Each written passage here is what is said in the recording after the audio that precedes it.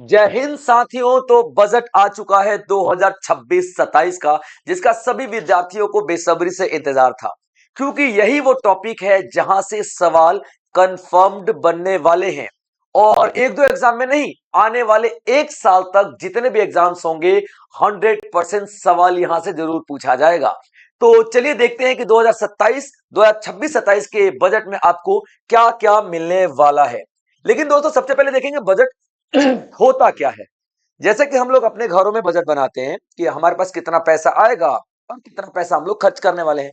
यानी कि हमारी आय और हमारे व्यय दोनों को देखते हैं। कितना पैसा आएगा, 100 रुपए आएगा तो 80 रुपए जाएगा, या 100 रुपए जाएगा या 100 रुपए आएगा तो 120 रुपए जाएगा। कुछ इस तरीके से, मतलब हमारी इनकम और एक्सपेंडिचर, हमारी आय और व्यय का पूरा हिसाब किताब बजट कहलाता है। तो सरकार भी आने वाले साल का पूरा बजट बनाती है। तो आप यहां पे देखोगे कि निर्मला सीतारमन जी ने बजट पेश कर दिया है 2026-27 का। एक एक चीज पे बात करेंगे। तो अभी देखोगे कि 1 फरवरी को हमारा बजट पेश होता है। पहले हुआ करता था ये लास्ट फरवरी को, है ना। नॉट लास्ट फरवरी, लास्ट वर्किंग डे ऑफ फरवरी। फरवरी का वर्किंग डे था, उसमें बजट हमारा पेश किया जाता था, है ना। जैसे कि मान लो 28 तारीख को संडे पड़ गया तो 27 तारीख को पेश कर दिया जाएगा, कुछ इस तरीके से। लेकिन इसको चेंज कर दिया गया, ये पूरा सिस्टम चेंज कर दिया गया कि 1 फरवरी को हम लोग बजट पेश करें। इस बार निर्मला सीतारमन जी का 9वां लगातार बजट होगा। इनसे ज्यादा सिर्फ मोरारजी देसाई जी ने ही बजट पेश किया है। और जिस तरीके से सरकार चल रही है तो देखा जाएगा कि आने वाले समय में definitely definitely definitely Nirmala Sitharaman ji आगे निकल जाएंगी मोरारजी देसाई सर से भी। उसके बाद आप देखोगे ये जो बजट था, इसका थीम रखा गया है विकसित भारत बजट। ठीक है बच्चों, विकसित भारत बजट रखा गया। इसका मतलब क्या है? इसका मतलब ये है कि इस बार हम लोग 2047 का जो हमारा टारगेट है, 2047 का जो हमने टारगेट लिया था कि इंडिया को एक डेवलप्ड इकोनॉमी बनाना है, तो उस टारगेट की तरफ काम करेंगे। थीम देखोगे तो फोकस देखोगे तो रिफॉर्म्स ओवर रिटोरिक, यानी कि सिर्फ बातें नहीं करेंगे हम लोग, बातों के अलावा काम भी करेंगे। ठीक है, ये पॉइंट। और ग्रोथ का जो प्रोजेक्शन है आप 7% देखोगे। इकोनॉमिक सर्वे में ग्रोथ का प्रोजेक्शन दिया गया था 6.8% से लेकर के 7.2% के बीच में। ठीक है बच्चों, याद रखिएगा। तो रिफॉर्म्स ओवर रिटोरिक, यानी कि सिर्फ हम बातें नहीं काम भी करेंगे। और ग्रोथ प्रोजेक्शन 7% का आप लोगों को दिखाई देगा।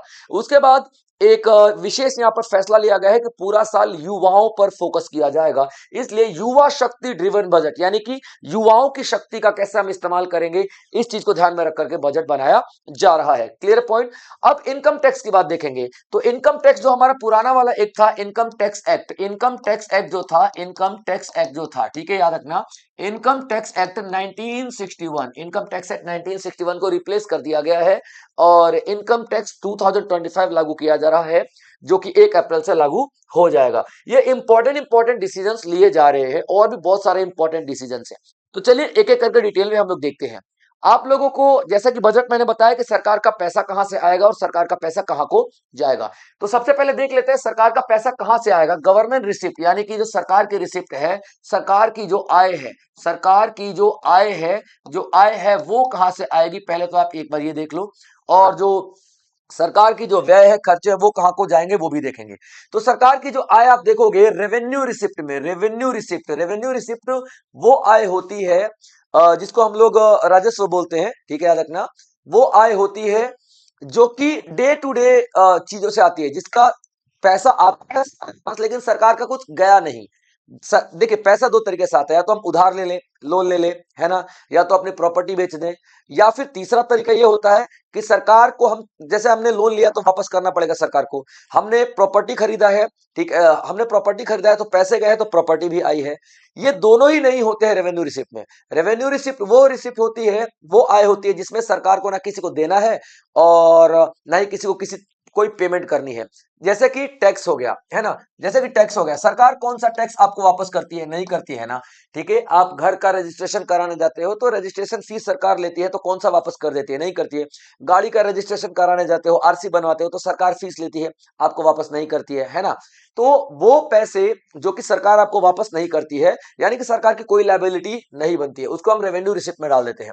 इसका जो एस्टिमेशन 35.3 लाख करोड़ का दिखाई देगा, 35.3 लाख करोड़ का, जो कि पिछले साल आप देखोगे 33.4 लाख करोड़ का था। उसके बाद आप देखोगे कैपिटल रिसिप्ट। कैपिटल रिसिप्ट का मतलब क्या होता है, या तो हमने उधार ले लिया है या तो हमने अपने कुछ एसेट्स बेच दिए हैं, अपनी परिसंपत्ति बेच दिया है, जैसे किसी कंपनी का शेयर हमने बेच दिया, जैसे कि भारत ने, गवर्नमेंट ने एयर इंडिया बेच दिया था टाटा ग्रुप को। तो उस तरीके से आप लोग देखोगे तो 18.1 लाख करोड़ का यहां पर पैसा आया है। तो रेवेन्यू रिसिप्ट से 35.3 लाख करोड़ का और कैपिटल रिसिप्ट से 18.1 लाख करोड़ का आपको पैसा दिखाई देगा। अब पैसा जाएगा कहां पे, पैसा जाएगा कहां पे, यानी खर्चा कहां कहां पे होगा, ध्यान से सुनिएगा। रेवेन्यू एक्सपेंडिचर वो एक्सपेंडिचर होता है जिससे सरकार की कोई प्रॉपर्टी नहीं बनती और खर्चा भी हो जाता है, जैसे कि स्कॉलरशिप दे दिया, ओल्ड एज पेंशन दे दिया सरकार ने, इस तरीके की जो चीजें होती हैं वो आपके रेवेन्यू एक्सपेंडिचर में आती है। क्लियर है पॉइंट। जैसे कि सब्सिडी दे दी है, ऑपरेशनल कॉस्ट, कोई कंपनी में अपनी चलाने का खर्चा आ जाता है, ऑपरेशनल कॉस्ट हो गया, इंटरेस्ट दे दिया, विदेशों से जो पैसा लिया है लोन, उस पे जो ब्याज भरेंगे वो सब, यानी कि सरकार की कौन सी प्रॉपर्टी बन रही है, नहीं बन रही है। तो उस तरीके की चीजों को हम लोग आप देखोगे कि रेवेन्यू एक्सपेंडिचर कहते हैं। उसके बाद देखो कैपिटल एक्सपेंडिचर की बात कर लेते हैं। कैपिटल एक्सपेंडिचर का मतलब होता है वो खर्चा जिससे कि हमारी प्रॉपर्टी बने, जैसे कि हमने किसी कंपनी के शेयर्स खरीद लिए, रोड बना दिया, ब्रिज बना दिया, हमारी प्रॉपर्टी बन रही है भाई साहब, ठीक है। तो उस पर आप देखोगे 17.1 लाख का खर्चा पूरा आप लोगों को दिखाई देने वाला है, ठीक है। अभी क्यों इन सब पे खर्चा किया जा रहा है, क्योंकि यही तो ग्रोथ इंजन है हमारी सरकार, हमारी जो इकोनॉमी है, अर्थव्यवस्था है, उसके डेवलपमेंट के पीछे इंफ्रास्ट्रक्चर ही तो होता है, रेलवे हो गया, रोडवेज हो गया, सभी हो जाएंगे भाई साहब, ठीक है। चलिए रिफॉर्म की बात कर लेते हैं, रिफॉर्म्स क्या क्या है, ठीक है। तो आप देखोगे इस बार जो रिफॉर्म्स की बात निर्मला सीतारमण जी ने किया है, वो उन्हीं रिफॉर्म्स की बात किया है जो 15 अगस्त को नरेंद्र मोदी ने किया था, जो 15 अगस्त को नरेंद्र मोदी ने किया था, उतनी उन्हीं रिफॉर्म्स की यहां पर बात की जा रही है, ठीक है। चलिए तो आप देखोगे टोटल 350 तरीके के रिफॉर्म्स किए गए हैं, किए जा रहे हैं, मतलब अनाउंसमेंट किया गया है। और इंडिपेंडेंस डे वाले ही सारी सारी आप लोगों को यहाँ पे दिखाई देंगी जितने भी रिफॉर्म्स हैं। जैसे कि जीएसटी की बात की थी नरेंद्र मोदी ने, जीएसटी को सिंपल कर दिया जाएगा, वो किया जा रहा है। लेबर कोड 4 जो नए श्रम कानून लेके आए जाने की बात की जा रही है, निर्मला सीतारमण जी ने इस पे भी बात की। उसके बाद क्वालिटी कंट्रोल की बात की जा रही है काफी समय से कि भारत में जो उत्पादन हो रहा है उसकी क्वालिटी ज्यादा अच्छी होनी चाहिए, उसके लिए क्वालिटी कंट्रोल बोर्ड अच्छे से काम किया जाना चाहिए। तो ये सब तरीके आप लोग देखोगे, है ना। अब बजट को 3 इंपॉर्टेंट पिलर्स, चैप्टर्स कह लीजिए, पिलर्स कह लीजिए, या फिर यूं कह लीजिए कि 3 हम लोग यहाँ पर कर्तव्य की बात करेंगे।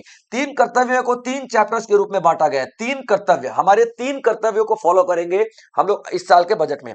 पहला, accelerate sustain economic growth. Accelerate का मतलब स्पीड, एक्सेलरेट का मतलब स्पीड, हम अपने इकोनॉमिक ग्रोथ को स्पीड देंगे और उसके बाद इसको सस्टेन करके रखेंगे। सस्टेन, सस्टेन का मतलब क्या होता है पता है? सस्टेन का मतलब ये होता है बच्चों कि आज भी ग्रो कर रहा है और कल भी ग्रो करेगा, आज भी ग्रो कर रहा है और कल भी ग्रो करेगा, है ना। यानी कि ऐसा नहीं है कि थोड़े समय के लिए हमारे इकोनॉमी को ग्रो करवा दे, नहीं भाई, लगातार इस पे ध्यान देंगे। फुलफिल एस्पिरेशंस, लोगों की भावनाओं को फुलफिल करेंगे। इसका मतलब ये है कि भाई लोगों की भावनाओं को फुलफिल करने का मतलब साफ तौर पे ये है कि लोग घर खरीदना चाहते हैं तो उनके पास घर होना चाहिए, ऐसी स्कीम हम लोग लेकर के आएंगे। उनके बच्चों को पढ़ाने का सपना होता है तो बच्चों को अच्छा पढ़ाई लिखाई होना चाहिए, इस तरीके की तमाम स्कीम हम लोग लेकर के आएंगे। तो दूसरे कर्तव्य में आप एस्पिरेशंस और बिल्डिंग कैपेसिटी की बात देखोगे। उसके बाद आप देखोगे सबका साथ सबका विकास, ये वाला कॉन्सेप्ट आएगा तीसरे कर्तव्य में। तो एक एक करके तीनों के तीनों कर्तव्य को हम लोग देखते हैं। तो पहले कर्तव्य में हमने बात किया था कि जो हमारी इकोनॉमी है वो लगातार ग्रोथ होती रहनी चाहिए, सस्टेन रहनी चाहिए, है ना। और स्पीड, फास्ट ग्रोथ होना चाहिए। तो फास्ट का तो कुछ कहना ही नहीं है भाई। India is the fastest growing economy of the world, पूरी दुनिया में सबसे ज्यादा तेजी से इंडिया ग्रो कर रहा है। और जो लास्ट ईयर का, जो लास्ट वाला बता रहा हूँ इकोनॉमिक सर्वे में 7.4% की ग्रोथ दिखाई गई है। तो एक बहुत बढ़िया ग्रोथ होता है, ये इतनी बढ़िया ग्रोथ होती है कि भैया पूरी इकोनॉमी, पूरी दुनिया में जितनी भी बड़ी बड़ी इकोनॉमी है सबकी नजर आप पे आके अटक जाती है। उसके बाद आप देखोगे हमारी इकोनॉमी को ग्रोथ करने के लिए छह छह एरियाज की बात की जा रही है। कितने? 6 एरियाज की हम लोग बात कर रहे हैं। वो 6 एरिया कौन कौन से, 6 क्षेत्र कौन कौन से जिन पर हम लोग काम करने वाले हैं, ध्यान सुनिएगा। पहला, मैन्युफैक्चरिंग में हम लोग काम करेंगे, उत्पादन क्षेत्र में काम करेंगे। और उत्पादन क्षेत्र के लिए 7 ऐसे सेक्टर्स पे काम करेंगे, यानी कि मेन उत्पादन, उत्पादन में किस पे? आईटी में, टेक्सटाइल में, सर्विसेज में, किस पे उत्पादन करेंगे? तो 7 ऐसे सेक्टर्स हैं। रेजुवेनेटिंग लीगेसी इंडस्ट्री सेक्टर, यानी कि जो पुरानी बंद पड़ी इंडस्ट्रीज हो रही है उनको हम लोग दोबारा से स्टार्ट करेंगे। चैंपियन एमएसएमईज, यानी कि माइक्रो स्मॉल मीडियम एंटरप्राइजेज, जो सूक्ष्म जो उद्योग है, जो लघु उद्योग है, जो मीडियम लेवल के जो उद्योग है, उनको बढ़ावा देंगे, क्योंकि ये हमारी अर्थव्यवस्था की रीढ़ की हड्डी है। सबसे ज्यादा एम्प्लॉयमेंट आपको यहीं पर ही मिलेगा। उसके बाद आप देखोगे इंफ्रास्ट्रक्चर को बढ़ावा मिलेगा, इंफ्रास्ट्रक्चर को बढ़ाया जाएगा। और इसका क्या मतलब है, इंफ्रास्ट्रक्चर को बढ़ावा देने का मतलब कि सर हम लोग जितनी ज्यादा मेहनत करते हैं ना, ठीक है, उसका आउटपुट हमको तभी मिल पाता है जब इंफ्रास्ट्रक्चर बढ़िया हो। आप कितना भी गांव में मेहनत कर लो, सड़कें नहीं होंगी तो आप बाजार तक नहीं पहुंच सकते, समझिए इस बात को। तो इंफ्रास्ट्रक्चर को डेवलप किया जाएगा। उसके बाद एनर्जी की सिक्योरिटी मांगी जाएगी। एनर्जी की सिक्योरिटी का मतलब क्या है बच्चों? एनर्जी की सिक्योरिटी का मतलब ये है कि बिजली अच्छी आनी चाहिए, बिजली का उत्पादन अच्छा होना चाहिए, सारी की सारी चीजें। डेवलपिंग सिटी की बात करें, ठीक है, यहाँ पे हम लोग सिटी में ना एक ऐसा एरिया रखेंगे जो कि काफी ज्यादा डेवलप होगा, ठीक है। तो सिटी इकोनॉमिक रीजन को हम लोग डेवलप करने वाले हैं, ठीक है। चलिए आगे बढ़ते हैं बच्चों। अब देख लेते हैं manufacturing strategy, manufacturing 7 strategic initiative की बात करें, ठीक है। अब हम लोग एक एक करके बात करेंगे। जो मैंने आप लोगों को 6 पिलर्स बताया, उसमें सबसे पहले मैन्युफैक्चरिंग। मैन्युफैक्चरिंग में कितना कितना पैसा खर्च किया जाएगा, तो सबसे पहले देख लेते हैं बायो फार्मा पे बहुत ज्यादा ध्यान दिया जा रहा है सरकार के द्वारा, यानी कि 10,000 करोड़ बायो फार्मा पे आने वाले 5 साल में खर्च किया जाएगा। यानी कि दवाइयां अच्छी अच्छी बनाई जाएंगी, दवाइयों के लिए अच्छी अच्छी टेक्नोलॉजी को हम लोग यहाँ पर इंप्रूव करने की कोशिश कर रहे हैं, ठीक है। ग्लोबल लेवल पे हम लोग बायोलॉजिक्स और बायोसिमिलर्स को हम लोग बनाने की कोशिश कर रहे हैं, मैन्युफैक्चरिंग करने की कोशिश कर रहे हैं। उसके बाद इंडिया सेमीकंडक्टर मिशन चला रहा है, ठीक है, 2.0। सेमीकंडक्टर मिशन 2.0 का मतलब क्या होता है? देखिए, हम लोग क्या ताइवान से इंपोर्ट करते हैं, ताइवान से इंपोर्ट करते हैं सेमीकंडक्टर, ठीक है बच्चों। सेमीकंडक्टर इंपोर्ट करते हैं ताइवान से। अब ताइवान पे चाइना की नजर है, और चाइना तो खैर मानता ही नहीं कि ताइवान एक अलग देश है, वो तो मानता है कि ताइवान चाइना का ही एक हिस्सा है। तो आप लोग यहाँ पे क्या देखोगे बच्चों, कि ताइवान न जाने कब चाइना के कब्जे में आ जाए। और Taiwan is the largest producer of semiconductor. दुनिया में सबसे ज्यादा सेमीकंडक्टर ताइवान ही बनाता है, और इसी से हम लोग खरीदते हैं सेमीकंडक्टर। और यही सेमीकंडक्टर इस एलईडी बोर्ड में, जिस लैपटॉप से मैं आपको लेक्चर ले रहा हूँ, वो आपका कैमरा, हमारा फोन, सब में सेमीकंडक्टर का इस्तेमाल होता है। तो अगर ये खतरे में आ गया, ताइवान खतरे में आ गया, तो जाहिर सी बात है सेमीकंडक्टर का इंपोर्ट रुक जाएगा। चाइना तो चाहता ही है कि हम लोग बर्बाद हो जाएं। तो यहाँ पे आप लोग ये देखोगे, तो सेमीकंडक्टर के लिए अलग से मिशन चलाया गया है। Rare earth corridors, rare earth निकालने वाले, रेयर अर्थ मिनरल्स बनाने वाले कॉरिडोर्स बनाए जाएंगे। रेयर अर्थ मिनरल्स हमारी जो बैटरी होती है ना, जो इलेक्ट्रिसिटी स्टोर करके रखने वाली बैटरी, जैसे कि इलेक्ट्रिक व्हीकल आज की डेट में चल रही है, तो उस बैटरी में इस्तेमाल किया जाता है। तो आप लोग यहाँ पे देखोगे रेयर अर्थ कॉरिडोर की बात होती है, रेयर अर्थ कॉरिडोर की हम लोग बात करेंगे, ठीक है। उड़ीसा में, केरला में, आंध्र प्रदेश में, तमिलनाडु में मनाया जाएगा। उसके बाद हम लोग बात करेंगे, ठीक है, कि 3 केमिकल पार्क्स बनाए जा रहे हैं, 3 केमिकल पार्क। जब भी हम लोग बात करते हैं केमिकल पार्क की ना, तो एक ऐसा क्षेत्र होता है केमिकल पार्क जहां पे सिर्फ केमिकल वाली ही इंडस्ट्रीज लगाई जाएंगी, तो केमिकल पार्क की हम बात करते हैं, ठीक है। उसके बाद कंटेनर मैन्युफैक्चरिंग की बात करते हैं। कंटेनर मैन्युफैक्चरिंग स्कीम लाई जा रही है। कंटेनर हम लोग चाइना से इंपोर्ट करते हैं, कंटेनर यानी कि जिसमें सामान भर के हम लोग शिप पे लाद के एक्सपोर्ट करते हैं, तो वो कंटेनर हम लोग चाइना से खरीदते हैं, इंपोर्ट करते हैं, ठीक है। तो कंटेनर के ऊपर भी हम लोग खर्चा कर रहे हैं, स्कीम ला रहे हैं, और कितना, 10,000 करोड़ का पूरा आप लोग स्कीम दिखाई देगी। उसके बाद 200 ऐसी इंडस्ट्रीज क्लस्टर है, इंडस्ट्रीज का ग्रुप है जो कि बंद पड़ी है, उनको स्टार्ट करने की बात की जा रही है। टेक्सटाइल, एमएसएमई और इंफ्रास्ट्रक्चर की बात कर लेते हैं। टेक्सटाइल इंडस्ट्री, आप देखो अभी यूरोपियन यूनियन के जो लीडर्स आए थे, तो भारत के साथ उनका एक फ्री ट्रेड एग्रीमेंट हुआ है ना, फ्री ट्रेड एग्रीमेंट हुआ है। अब यहाँ पे क्या देखोगे, इस फ्री ट्रेड एग्रीमेंट में टेक्सटाइल की बात की जा रही है, यानी कि टेक्सटाइल, हमारा जो कपड़ा है ना, अब यूरोपियन यूनियन के कंट्रीज में जा करके टैक्स फ्री बिकेगा। ये जो फायदा था, फ्री ट्रेड एग्रीमेंट अभी तक पाकिस्तान के साथ था, यानी पाकिस्तान के पास था, यूरोपियन यूनियन के देश में जाके वो बेच सकता था। बांग्लादेश के पास भी था, ठीक है बच्चों, बांग्लादेश के पास भी था, लेकिन अब ये भारत के पास भी होगा। तो इससे 2 फायदे हैं। एक तो उस मार्केट में भारत अगर कॉम्पिटिटर बन के जा रहा है, तो जाहिर सी बात है यहाँ पे जो हमारे दुश्मन देश हैं, ठीक है, इनका कंपटीशन अपने आप ही कम हो जाएगा, क्योंकि भाई भारत जा रहा है, सीधी सी बात ही है। पहले 2 देश बेचते थे अपना सामान, अब तीसरा भी चला जाएगा, सप्लाई बढ़ेगी। सप्लाई बढ़ेगी तो कहीं ना कहीं इनका जो सामान है वो भी कम बिकेगा, हमारा सामान भी बिकेगा, है ना। तो आप देखोगे, और इंडियन इकोनॉमी को तो बूस्ट मिलेगा ही।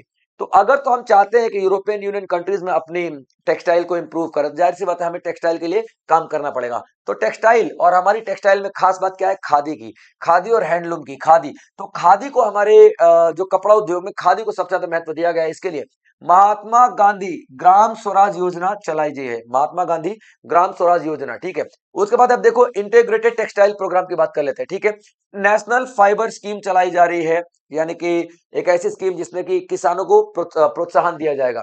Textile expansion and employment scheme चलाई जा रही है। उसके बाद आप देखोगे नेशनल हैंडलूम और हैंडीक्राफ्ट प्रोग्राम चलाए जा रहे हैं। उसके बाद आप देखोगे टैक्स इको इनिशिएटिव चलाया जा रहा है, सामर्थ 2.0 चलाया जा रहा है। सामर्थ एक ऐसा इनिशिएटिव है जिसमें किसानों को ट्रेनिंग दी जाती है कि भैया आप लोग ट्रेनिंग लो और अच्छी उत्पादन करो। उसके बाद आप देखोगे पब्लिक कैपिटल एक्सपेंडिचर जो 12 लाख, ठीक है, 12.2 लाख बढ़ चुका है इस फील्ड में, एग्रीकल्चर के फील्ड में, खेती बाड़ी के फील्ड में। Clear point. उसके बाद आप देखोगे कि हम लोग जो कॉरिडोर बनाने में ज्यादा ध्यान दे रहे हैं। कॉरिडोर का मतलब क्या होता है, उसी चीज के लिए स्पेशल वो सेक्टर रहेगा। जैसे कि मान लो फ्राइट कॉरिडोर, तो सिर्फ फ्राइट कॉरिडोर मैंने कि जो मालगाड़ी के लिए अलग से ट्रैक बनाया जा रहा है उसको फ्राइट कॉरिडोर बोलते हैं, ठीक है। तो देखो डेडिकेटेड फ्राइट कॉरिडोर बनाए जा रहे हैं। एक आपको दिखाई देगा दंकुनी सूरत में, इसी तर्ज पे और भी बनाए जा रहे हैं। जैसे कि आप देखोगे अब 20 नए नेशनल वाटरवेज भी बनाए जा रहे हैं, यानी कि पानी जो समुद्र में जो रास्ते बनाए जा रहे हैं, 20 नए वाटरवेज। उसके बाद आप देखोगे शिप रिपेयर के लिए कारखाना भी बनाया जा रहा है। कार्बन कैप्चर यूटिलाइजेशन और स्टोरेज, CCUS, यानी कि ये वो एक टेक्नोलॉजी डेवलप की जा रही है जिसे कि एटमॉस्फेयर से कार्बन को ऑब्जर्व करके मिट्टी में डाल देना। ऐसी टेक्नोलॉजी भी इंप्रूव की जा रही है और इसके लिए 20,000 करोड़ का खर्चा किया जाने वाला है। यानी कार्बन कैप्चर यूटिलाइजेशन, ठीक है बच्चों, कार्बन कैप्चर यूटिलाइजेशन एवं स्टोरेज। अब देखिए जो भारत सरकार ने 2070 तक जाके जीरो कार्बन एमिशन का लक्ष्य रखा है, तो जाहिर सी बात है खर्चा करना पड़ेगा भाई साहब, है ना। कार्बन एमिशन को कम करना पड़ेगा, या फिर जो हमारे एटमॉस्फेयर में कार्बन बढ़ चुका है उस तरीके के कार्बन को हमें कम करने की कोशिश करनी पड़ेगी। तो आप यहाँ पे देखोगे कि इस तरीके के प्रोग्राम पे 20,000 करोड़ रुपए खर्चा करने का बात की जा रही है। आप देखते हैं ग्रोथ कनेक्टर्स, ग्रोथ कनेक्टर्स की बात कर लेते हैं, ठीक है बच्चों। ग्रोथ कनेक्टर्स यानी कि whenever we talk about the growth, हम जब भी ग्रोथ की बात कर लेते हैं तो हम लोग इंफ्रास्ट्रक्चर में ध्यान देते हैं जब भी ग्रोथ की बात करते हैं। तो 7 ऐसे, दिल्ली से लेकर वाराणसी तक, वाराणसी से सिलीगुड़ी, मुंबई से पुणे, पुणे से हैदराबाद, हैदराबाद से बेंगलुरु, हैदराबाद से चेन्नई, चेन्नई से बेंगलुरु, ये 7 ऐसे आपको सेंटर्स दिखाई देंगे। 7 ऐसे आपको सेंटर्स दिखाई देंगे, याद रखिएगा, जहां पे स्पेशल कॉरिडोर बनाई जा रही है, यानी कि स्पेशल ट्रेनें चलाई जा रही है। रेलवे ट्रैक को जोड़ा जा रहा है। देखिए रेलवे ट्रैक को किस तरीके से जोड़ा जा रहा है ताकि हमारा जो माल है ना, मालगाड़ी रुके नहीं। क्योंकि देखिए पैसेंजर्स को तो रोक नहीं सकते हैं भैया, खाने पीने का सामान दिक्कत आएगी भाई, कितने पैसेंजर को रोकोगे। वहां पे कई बुजुर्ग उस ट्रेन में रहेंगे, है ना, तो ज्यादा ज्यादा ट्रेनें 10-12 घंटे लेट चल सकती हैं। इसलिए मालगाड़ियों को रोक दिया जाता है, पैसेंजर को पास किया जाता है, पैसेंजर ट्रेनों को। यहाँ पे दिक्कत क्या आती है भैया, अगर पैसेंजर ट्रेन लेट जाएगी तो उसमें रॉ मटेरियल पड़ा है, फैक्ट्री में लेट पहुंचेगा 4 दिन बाद, तो 4 दिन फैक्ट्री ठप हो जाएगी, तो प्रोडक्शन नहीं होगा, तो इकोनॉमी को कितना लॉस होगा। तो इसलिए यहाँ पे कॉरिडोर बनाने की बात की जा रही है, ठीक है। तो 7 ऐसे कॉरिडोर आप लोगों को दिखाई देने वाले हैं, ठीक है बच्चों। चलिए अब देख लेते हैं दूसरा कर्तव्य, सेकंड कर्तव्य की बात कर लेते हैं, ठीक है। दूसरा कर्तव्य एस्पिरेशंस, लोगों की एस्पिरेशंस पे हम लोग बात करेंगे, लोगों की एस्पिरेशंस पे हम लोग बात करेंगे और कैपेसिटी पर हम लोग बात करेंगे। तो आप देखोगे जैसे कि मैंने क्या बताया था, लोगों की एस्पिरेशंस क्या है, उनका खुद का घर हो, उनका बच्चे अच्छे तरीके से पढ़ाई लिखाई कर ले, है ना। तो आप यहाँ पे क्या देखोगे कि एजुकेशन के लिए एजुकेशन टू एम्प्लॉयमेंट एवं एंटरप्राइज कमेटी बनाई जा रही है। यानी कि एक ऐसी कमेटी जो कि एजुकेशन के इंप्रूवमेंट पे काम करेगी, एक ऐसी कमेटी जो कि एजुकेशन के इंप्रूवमेंट पे काम करेगी, ठीक है, कि एजुकेशन की क्वालिटी कैसी होनी चाहिए, बुक्स की क्वालिटी कैसी होनी चाहिए, एक्सेट्रा एक्सेट्रा एक्सेट्रा, ठीक है। उसके बाद आप देखोगे कि 10% का ग्लोबल सर्विस शेयर हमारा होना चाहिए 2047 तक का, ये भी टारगेट रखा गया है। हम लोग अभी 7वें, सेवेंथ लार्जेस्ट आप लोग देखोगे, हम लोग क्या है, 7th लार्जेस्ट, ठीक है, 7th लार्जेस्ट एक्सपोर्टर हैं। 7th लार्जेस्ट क्या है, हम लोग एक्सपोर्टर्स हैं। 7th लार्जेस्ट हम लोग एक्सपोर्टर्स हैं, ठीक है बच्चों। तो आप देखोगे 10% जो ग्लोबल सर्विसेज हम लोग 2047 तक आते तक करना चाहते हैं, यानी कि पूरी दुनिया में जितना भी आईटी सेक्टर, बैंकिंग सेक्टर, जितने भी सर्विस सेक्टर का एक्सपोर्ट है उसमें 10% हमारा होना चाहिए 2047 तक का, हम लोग ये देखते हैं। उसके बाद आप देखोगे कि हेल्थ में भी अच्छी बातचीत की गई है, एजुकेशन में भी अच्छी बातचीत की गई है। यानी कि हेल्थ की बात कर लेते हैं तो 5 रीजनल मेडिकल हब टूरिज्म बनाए जा रहे हैं, मेडिकल टूरिज्म के लिए 5 हब बनाए जा रहे हैं। हब का मतलब क्या होता है, उस एरिया में ना सिर्फ मेडिकल मेडिकल यानी इलाज होगा। तो मेडिकल टूरिज्म का मतलब क्या होता है, इलाज के लिए जो लोग यहाँ पे भारत आते हैं, उसको हम लोग मेडिकल टूरिज्म के नाम से जानते हैं। तो मेडिकल टूरिज्म अपने आप ही बढ़ने वाला भाई साहब, है ना, क्योंकि लोग यहाँ पे आएंगे, ट्रीटमेंट कराएंगे, इलाज कराएंगे, तो जाहिर सी बात है भैया मेडिकल टूरिज्म का ग्रोथ देखने के लिए मिलेगा। तो इसके लिए 5 मेडिकल हब बड़े बड़े बनाए जा रहे हैं। इसके अलावा 3 all India institute of Ayurveda start किया जा रहा है, ताकि आयुर्वेद को हम पूरी दुनिया तक फैला सके। इसके लिए आप लोग देखोगे हम लोग स्टैंडर्ड सेट किए हुए हैं कि वर्ल्ड हेल्थ ऑर्गेनाइजेशन का जो स्टैंडर्ड है, उसी स्टैंडर्ड पे हम लोग आयुर्वेद की इलाज को, ट्रीटमेंट को लेकर के जाएंगे। अब ऑरेंज इकोनॉमी एक नई देखने के लिए आपको मिलेगी, ऑरेंज इकोनॉमी। ऑरेंज इकोनॉमी एक थोड़ा नया कॉन्सेप्ट है। ऑरेंज इकोनॉमी में जो आजकल यूट्यूब पे रील वगैरह, शॉर्ट्स वगैरह बनाते हैं, वीडियो एडिटिंग वगैरह करते हैं क्रिएटर्स, छोटे शब्दों में मैं कह दूं तो आप लोग समझिए, उनकी भी तो इनकम है, वो भी इकोनॉमी को ग्रो कर रहे हैं भाई, वो भी अच्छा खासा पैसा कमा रहे हैं। तो उनके लिए भी यहाँ पे अब ये कहा गया है कि भैया ये टैलेंट है, इस टैलेंट को इंप्रूव करो। तो इसके लिए 15,000 जो स्कूल्स हैं, 15,000 स्कूल हैं और जो 500 कॉलेजेस है, 15,000 स्कूल और जो 500 कॉलेजेस हैं, याद रखेगा आप। तो इसमें कोर्सेज चलाए जाएंगे अब, ये एडिटिंग को लेकर के, स्क्रिप्ट राइटिंग को लेकर के, ताकि ये सारे के सारे बच्चे अब ऑरेंज इकोनॉमी में भी अपना कंट्रीब्यूट कर सके। उसके बाद टूरिज्म की बात कर लेंगे, स्पोर्ट्स की बात कर लेंगे, कल्चर की बात कर लेंगे। यहां भी आप देखोगे सरकार ने अच्छा खासा भैया खर्चा किया है। आप देखोगे कि 10,000 टूरिस्ट गाइड, जो टूरिस्ट गाइड जो जो यात्रियों को गाइड करते हैं कि सर ये वाला जगह अच्छी है घूमने के लिए, वो वाली जगह अच्छी है घूमने के लिए, ताजमहल ऐसा था, वैसा था, ऐसा बनाया गया था, आज ये है, ये जो बताए जाते हैं, तो वो लोगों को, विदेशियों को अच्छा गाइड कर सकें, अच्छे टूरिज्म दिखा सकें। तो इसके लिए 10,000 टूरिस्ट गाइड यहाँ पर क्या किए जाएंगे भाई साहब, ट्रेंड किए जाएंगे। उसके बाद आप देखोगे national destination digital knowledge grid बनाया जाएगा, यानी कि नेशनल लेवल पे डिजिटल नॉलेज ग्रिड, यानी कि जो भी घूमने फिरने आएगा ना, उसको ऑनलाइन सारी सारी इंफॉर्मेशन मिल जाएगी कि उसको कहाँ कहाँ घूमना चाहिए। उसके बाद 15 आर्कियोलॉजिकल साइट्स। आर्कियोलॉजिकल साइट्स का मतलब क्या होता है, जो जमीन से खोद के निकाली गई हैं, जैसे कि हड़प्पा सभ्यता है ना, हमारी पुराना आर्कियोलॉजिकल साइट कहेंगे। तो उस तरीके के 15 आर्कियोलॉजिकल साइट को डेवलप किया जाएगा, ताकि टूरिज्म को ज्यादा से ज्यादा बढ़ावा मिले। ठीक है, तो आप यहाँ पे देखोगे लोथल, धौलावीरा, सारनाथ जैसे आर्कियोलॉजिकल साइट्स को हम लोग ध्यान देंगे यहाँ पे। उसके बाद खेलो इंडिया मिशन भी रखा गया स्पोर्ट्स को बढ़ावा देने के लिए। बुद्धिस्ट सर्किट बनाए गए, डेवलप किए गए नॉर्थ ईस्टर्न जो राज्य है वहां पे, क्योंकि हम देखते हैं कि अक्सर चाइना बढ़िया बुद्धिज्म को मानता है, श्रीलंका बढ़िया बुद्धिज्म को मानता है, थाईलैंड बढ़िया बुद्धिज्म को मानता है। भारत में बुद्धिज्म को मानने वाले की थोड़ी सी कमी हो चुकी है। तो यहाँ पे बुद्धिज्म को बढ़ावा दिए जाने के लिए प्रॉपर एक प्लान किया जा रहा है, और इसको बुद्धिस्ट सर्किट डेवलपमेंट कहते हैं। पूर्वोदय जो एक प्लान किया जा रहा है, इंडस्ट्रियल कॉरिडोर बनाया जा रहा है, उस तरफ के जो ईस्टर्न राज्य, उस तरफ जैसे कि बंगाल हो गया, आप देखो उड़ीसा हो गया, अरुणाचल प्रदेश वगैरह हो गए, इन राज्यों को जोड़ने के लिए स्पेशल कॉरिडोर्स बनाए जा रहे हैं। तीसरा कर्तव्य की बात कर लेते हैं। तीसरा कर्तव्य भाई साहब हमारा इंक्लूसिव ग्रोथ को लेकर के चलने वाला था। मैंने आपको बताया इंक्लूसिव ग्रोथ, यानी सभी को लेकर के चलो भाई साहब, बताया था सबका साथ सबका विकास वाला कॉन्सेप्ट आप लोगों को दिखाया गया था। तो यहाँ पे आप देखोगे इसमें सभी को लेकर के चलने के लिए जो गरीब किसान है उनकी बात सबसे ज्यादा हम यहाँ पे करने वाले हैं। तो फिशरीज यानी मछली पालन के लिए आप देखोगे, मछली पालन के लिए और एनिमल हस्बेंड्री के लिए 500 रिजर्वायर और अमृत सरोवर बनाए जा रहे हैं, 500 अमृत सरोवर, ताकि यहाँ पे मछली पालन बहुत अच्छे से हो सके और मछली पालन को हम लोग बढ़ावा दे सके। उसके बाद आप देखोगे वुमेन स्टार्टअप्स को बढ़ावा दिया जाएगा, क्योंकि पीछे हमने देखा था कि जो मैंने इकोनॉमिक सर्वे आप लोगों को कराया था, तो इकोनॉमिक सर्वे में प्रोडक्शन डिपार्टमेंट में बात करें, उत्पादन क्षेत्र में, तो सबसे ज्यादा जो तरक्की करने वाली वुमेन स्टार्टअप्स ही तो है, महिलाओं का ही स्टार्टअप है सबसे ज्यादा तरक्की करने में। हाई वैल्यू एग्रीकल्चर की बात करें, हम सिर्फ यहाँ पे चावल गेहूं नहीं उगाए, चने नहीं उगाए, हम यहाँ पे वो क्रॉप भी उगाए जो कि हमको अच्छा पैसा देंगी, जैसे कि कोकोनट हो गया, कोकोआ हो गया, सैंडलवुड, नट्स, ये सब हो गए।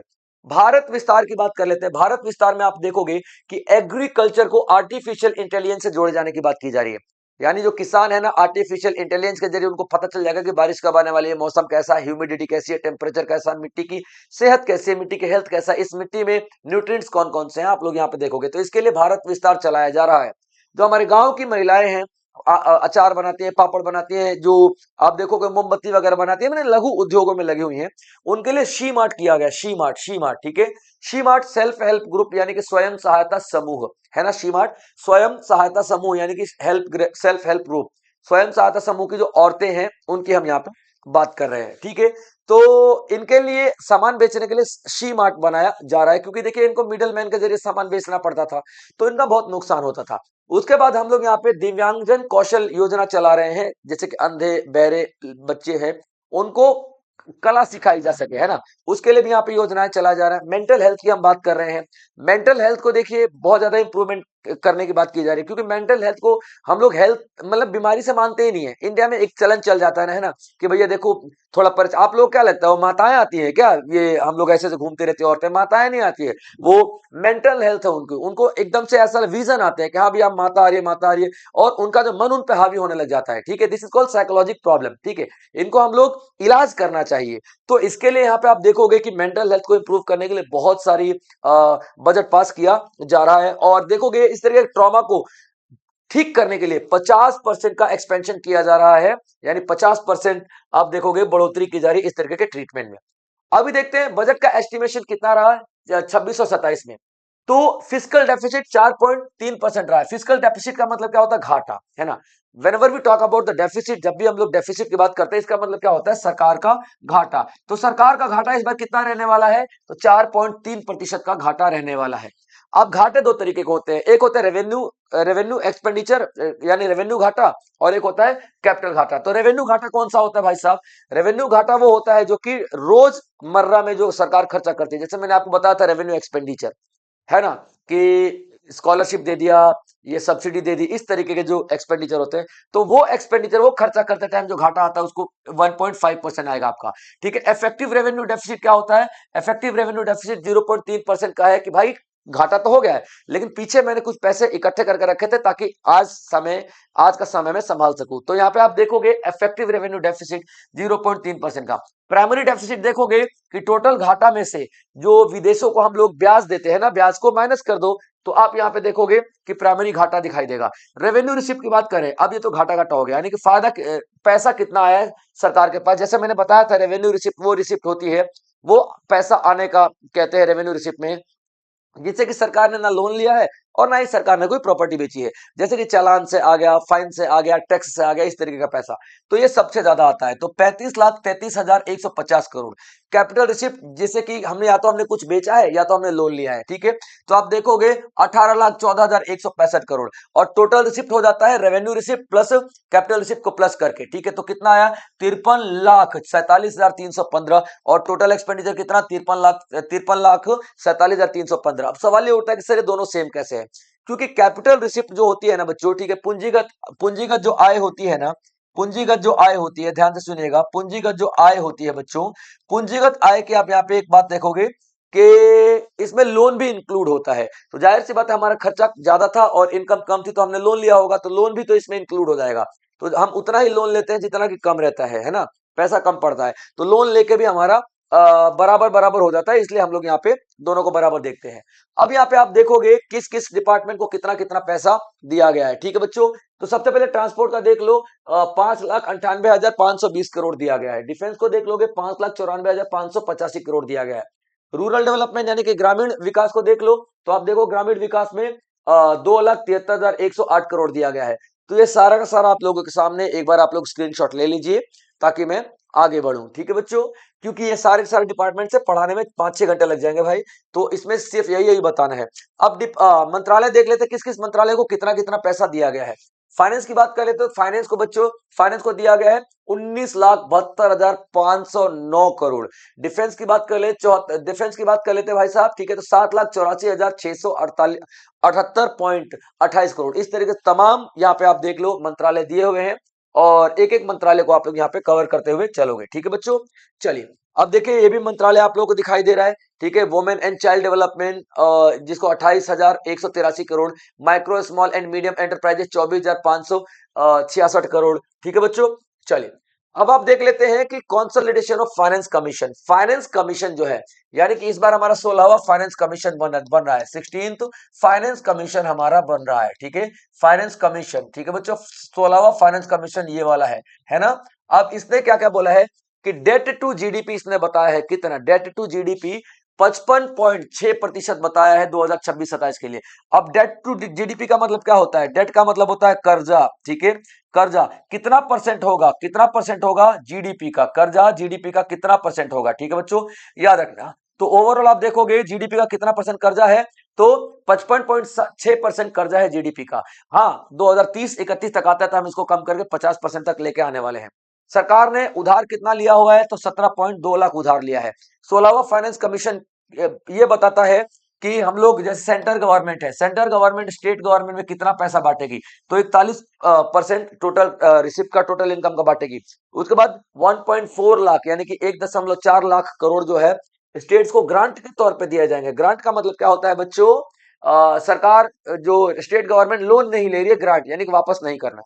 अब यहाँ पे हम देख लेते हैं कि ये प्रोसेस क्या होता है बजट का। ठीक है बच्चों, ये बजट का प्रोसेस क्या होता है, किस तरीके से पेश किया जाता है। सबसे पहले देखिए, बजट प्रेजेंट किया जाता है। बजट प्रेजेंट किया जाता है कहाँ पे, लोकसभा और राज्यसभा में। तो दोनों लोकसभा और राज्यसभा इसको मिलकर डिस्कशन करती हैं कि भैया कौन से डिपार्टमेंट को कितना पैसा दिया जाना चाहिए, कितना नहीं। इसमें राज्य सरकार और डिपार्टमेंट पैसा मांगती है आगे अगले स्टेप में। जैसे कि मान लीजिए डिफेंस ने बोला कि मुझे इतना पैसा चाहिए, और होम मंत्रालय ने इतना पैसा चाहिए, सबने बोला, है ना। तो एक एक डिपार्टमेंट के लिए एक एक कमिटी बनाई जाती है, स्टैंडिंग कमिटी बनाई जाती है एक एक डिपार्टमेंट के लिए, और ये हर एक इंडिविजुअल डिपार्टमेंट की जरूरतों को आंकते हैं, उसके हिसाब से इनको पैसा देना रहता है। तो ये तो कमिटी जो होगी बताएगी कि कितना कितना पैसा देना है, उस पर फिर यहाँ पे डिबेट होगी, और डिबेट में वोटिंग भी की जाएगी। याद रखना, वोटिंग करने का अधिकार सिर्फ और सिर्फ लोकसभा को होता है, राज्यसभा को नहीं होता है। और ये वोटिंग के बाद यहाँ पे बजट पास कर दिया जाएगा, जो कि पार्लियामेंट आपको पता है, ठीक है, पूरा अप्रूव हो जाएगा और वही बजट आगे लागू होगा। तो दोस्तों ये इस साल का 26-27 का बजट था। आई होप आप लोगों ने सारे नोट्स जरूर प्रिपेयर किए होंगे, क्योंकि आपके नोट्स आपके लिए इंपॉर्टेंट है बच्चों। तो चलिए आज के लिए इतना ही, मिलेंगे अगले फिर किसी और इंपॉर्टेंट सेशन में। तब तक आप लोग अपना ध्यान रखेंगे बच्चों। जय हिंद।